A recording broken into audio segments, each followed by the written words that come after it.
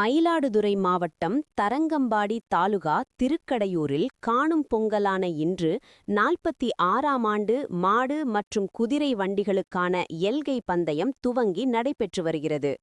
மாட்டு வண்டிகளுக்கான பந்தயத்தில் ஜாக்கிகளுகள் மாட்டு வண்டிகள் சீறி பாய்ந்து போட்டிகளில் பங்கேற்றன. போட்டி துவங்கிய இடத்திலிருந்து 5 கிலோமீட்டர் தூரம் எல்லை கோட்டை தொட்டு மீண்டும் துவங்கிய இடம் வந்தபோது ஒரு மாட்டு வண்டி கவிழ்ந்தது. ஜாக்கி கீழே விழுந்த நிலையில் ஜாக்கி இல்லாமல் மாட்டு வண்டி எல்லை கோட்டை வந்தடைந்து பரபரப்பை ஏற்படுத்தியது. இதேபோல் பெரிய மாடுகளுக்கான பந்தயத்தில் மாட்டு வண்டிகள் போட்டி போட்டுக்கொண்டு சீறி பாய்ந்த நிலையில் ஜாக்கியோடு கவிழ்ந்த நிலையில் சிறிது தூரம் மாட்டு வண்டி ஓடி பரபரப்பை ஏற்படுத்தியது. பார்வையாளர்கள் ஓடிச் சென்று வண்டியை நிமிர்த்துவிட்டு அந்த வண்டி மீண்டும் ஓடியது. அடுத்ததாக குதிரை வண்டிகளுக்கான எல்கை பந்தயம் துவங்க உள்ளது.